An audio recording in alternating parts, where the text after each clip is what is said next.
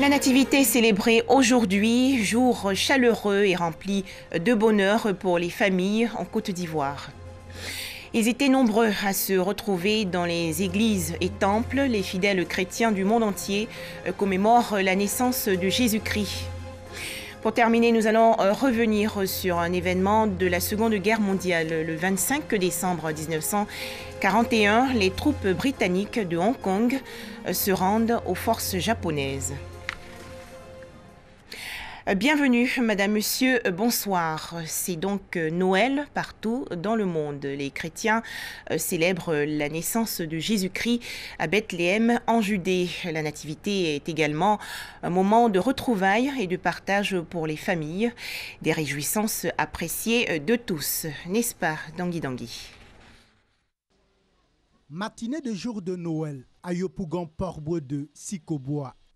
Ici, ce n'est vraiment pas la bousculade autour de cette fête. Mais à la différence de nombreux parents de ce quartier, Aminata a tenu à faire un cadeau à son enfant âgé de quelques mois. Et c'est pas chrétien, je suis musulman, mais paye cadeau pour ma fille. Parce que ça m'intéresse. Au quartier Abdoulaye Diallo, toujours à Yopougon, les résidents d'un immeuble de plusieurs appartements font ensemble la cuisine. Ils entendent saisir l'occasion de cette fête de Noël pour affermir leurs relations de voisinage. Aujourd'hui, comme c'est la Noël, c'est la naissance de Jésus, qui signifie la fraternité, l'amitié, la reconnaissance. Donc c'est important qu'on s'asseye pour pouvoir vraiment partager quelque chose. Nous les garçons, nous préparons ici, les femmes sont de l'autre côté. Voilà. Et après c'est une compétition qui est en marche. Et après, nous allons nous retrouver pour manger avec nos femmes. Dans l'intimité de chaque famille, les enfants découvrent leurs cadeaux avec beaucoup d'émotion. Ça me fait plaisir. Alors, c'est quoi ton cadeau? C'est quoi? Une tablette. Merci, papa. Dehors, dans les rues, des enfants brandissent fièrement leurs cadeaux. Mais tous les enfants n'ont pas eu la chance d'avoir un cadeau. Je n'ai pas eu de cadeau parce que mon papa dit je suis vieille, il y a 12 ans. Début d'après-midi à Marcory résidentielle. Nous sommes dans la famille Dia Alou. La musique donne un cachet spécial à la fête de Noël ici.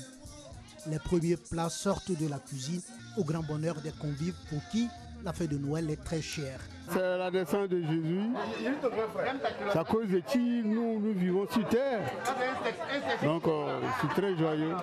Là, vous avez des cousins, des neveux, des petits-enfants, des arrière-petits-enfants. C'est vraiment la famille. Dans les rues, comme dans de nombreuses familles, la fête de Noël à Abidjan.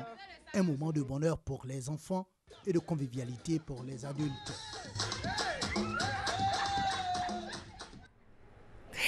Le 25 décembre magique aujourd'hui pour les tout-petits car ils reçoivent des cadeaux. Dans la commune de Yopougon par exemple, les enfants issus des quartiers défavorisés ont apprécié leur présent, un don du conseil municipal. Les détails avec Eric Goré. Les enfants des quartiers défavorisés à l'honneur à l'occasion de la fête de Noël. Ils ont reçu de la part de la mairie de Yopougon des jouets pour leur permettre de retrouver un peu de joie en cette fête qui célèbre tous les enfants du monde entier. Accompagnés pour la plupart de leurs mamans, ces enfants ne sont pas indifférents à ce geste. Grâce à monsieur le maire, il a vu mon cadeau. Je lui dis merci pour ce cadeau. Je suis très heureuse parce que mes enfants ont reçu des cadeaux de la part de monsieur le maire, à qui nous adressons nos remerciements. Donner plus de joie à ces enfants en leur permettant de passer de meilleurs instants est la vision du conseil municipal de Yopougon. Vous avez le même avenir que tous les autres enfants et je voudrais vous dire d'y croire et vous allez y parvenir grâce à l'appui de vos parents et nous sommes prêts à leur côté pour vous accompagner, chers enfants, chers petits-enfants. Chaque année, le conseil municipal de Yopougon recense les familles démunies et récompense les enfants issus de ces familles. Noël 2017 également célébré avec ferveur à l'intérieur du pays. Dans la région ouest, dans la ville de Mans, tous les enfants ont été gâtés. Ils ont reçu des cadeaux. On en parle avec Thomas Guessambi. Le stade Léon-Robert de Mans, ce jour de Noël, transformé en vaste champ d'expression de réjouissance pour les enfants des 18 montagnes. Surtout ceux issus de milieux défavorisés n'ayant toujours pas eu la chance de fêter Noël. Venus des quartiers de la cité et des villes alentours, les enfants n'ont pas boudé leur plaisir.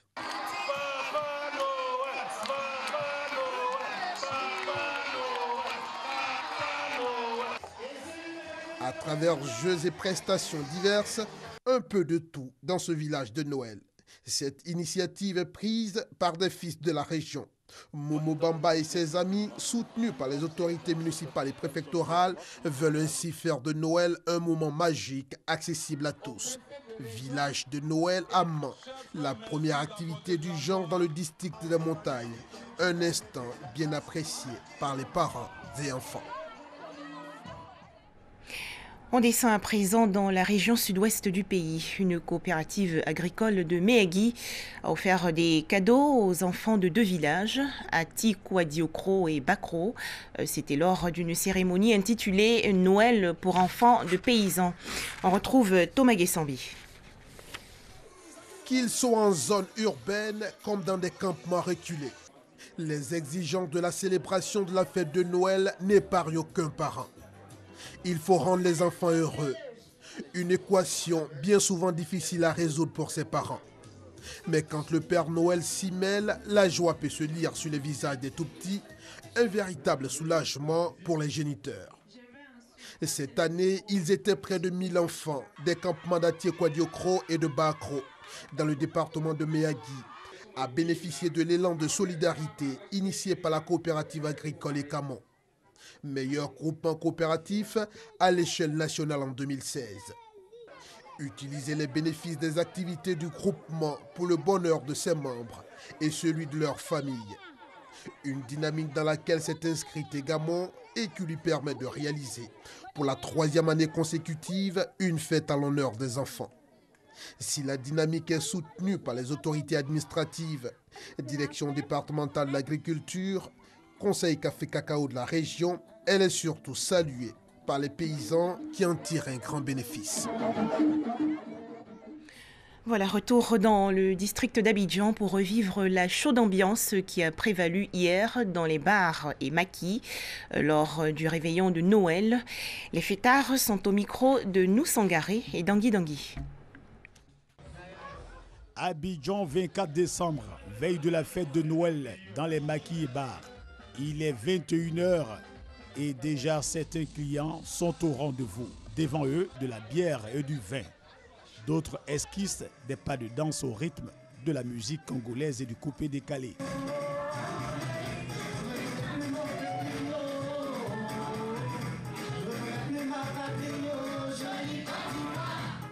De Yopougon, en passant par les 2 plateaux, à la rue des Bars, à Angré, même décor. Les espaces de divertissement ne désemplissent pas. Entre maquis et bars, les fêtards font le choix. Le maquis, c'est plus intéressant que les bars. Les bars, vous êtes un peu coincé, un peu stressé. Dans le maquis, tu vois, non, vous vous amusez bien, vous éclatez. Donc là, voilà pourquoi on est venu ici. Aujourd'hui, c'est 24 parce que c'est la fête de Noël. Donc nous, je suis venu avec ma femme pour célébrer vraiment cette joie-là qui est dans nos cœurs. On est là depuis 19 heures. Nous, on n'est pas allé à l'église, mais nos parents sont allés à l'église pour prier pour nous. Dehors, des retardataires patientent, le temps de pouvoir s'installer. Les tenanciers et gérants de bars ou maquis sont aussi dans l'ambiance. Ils ont pris toutes leurs dispositions afin de passer la fête dans de meilleures conditions. Le décor commence à s'implanter. À partir d'une certaine heure, à partir de 1h, 2h du matin, je pense que tout le monde sera là. C'est la fête de Noël. Hein. Bon, on peut dire que c'est la veille des fêtes, donc l'ambiance est déjà bonne. Les gens viennent s'amuser, la sécurité est garantie comme d'habitude. Donc on espère que tout va bien se passer par la grâce de Dieu. En tout cas, ici c'est le chaos. Jusqu'à midi. On commence de 23h jusqu'à midi. À Abidjan, ce réveillon a été célébré entre lieux de culte, bars, maquis et restaurants. Une histoire d'aborder la fête de Noël dans la convivialité. Dans les églises et autres temples du district d'Abidjan, les chrétiens ont assisté à la messe et au culte. Au menu, bien sûr, des prières de reconnaissance à Dieu.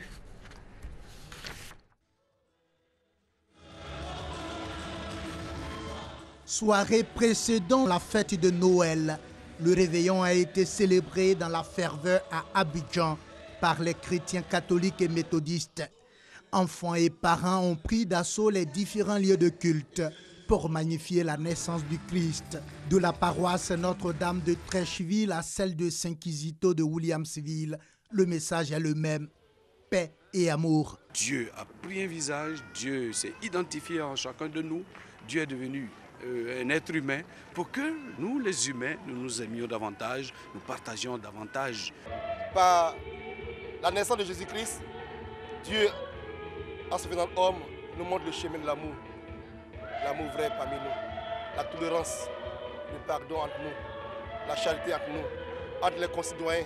Une nuit marquée également par des prières et des enseignements bibliques sur la vie de Jésus. Il faut amener les enfants déjà dès le bas âge à comprendre que Christ est le roi, Christ est le sauveur du monde qui est donné par le Père, Dieu le Père, à toute l'humanité. Quand l'enfant Jésus est né, les mages sont allés à Bethléem, et quand ils ont vu l'enfant, ils ont adoré l'enfant et ils ont fait des cadeaux à l'enfant.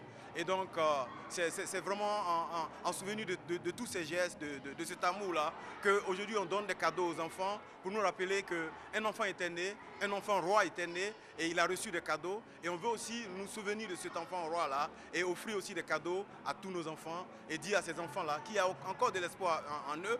À ce réveillon, les fidèles ont pour la plupart consacré leur vie à Christ, mais aussi renouvelé leur amour au divin enfant. Louanges, cantiques religieux et actes d'adoration, les temps forts de ce réveillon.